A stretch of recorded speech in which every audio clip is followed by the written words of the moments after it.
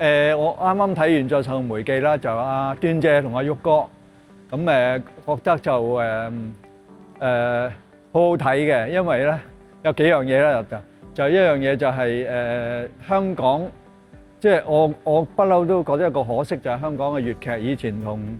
同省城即係廣州同澳門係息息相關咁，但係50年代開始咧，都要大家各自為政、各自發展咁樣咯。咁今晚即係而家呢個時候，今日睇到咧就係好開心嘅，因為阿端姐同端姐係喺國內有名嘅花旦啦。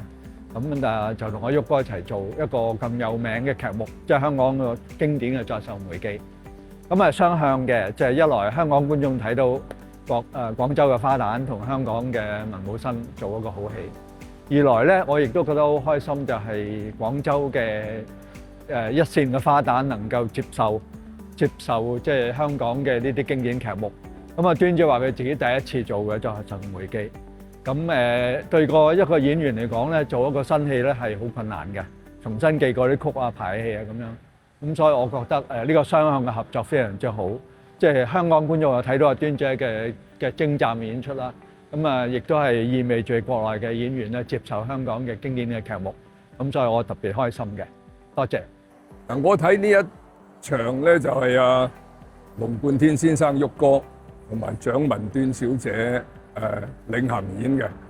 咁大家都知道咧，《再世紅梅記》就係經典之作啊嘛，大家都知道佢個劇情點樣發展，個結局點樣樣，所以最緊要咧就係嚴謹，咁就不負呢個經典啦。咁旭哥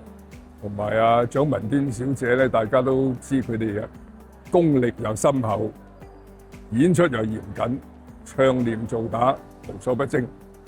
咁咧就有牡丹都要有綠葉嘅，咁其他嗰啲演員，我覺得配合得非常好，嗰個過程係非常之緊密。咁仲有氣氛嘅營造啦，利用呢個新嘅科技咧，其實有好多出奇制勝嘅場面嘅，大家都想知道李慧娘嗰隻鬼點樣出現。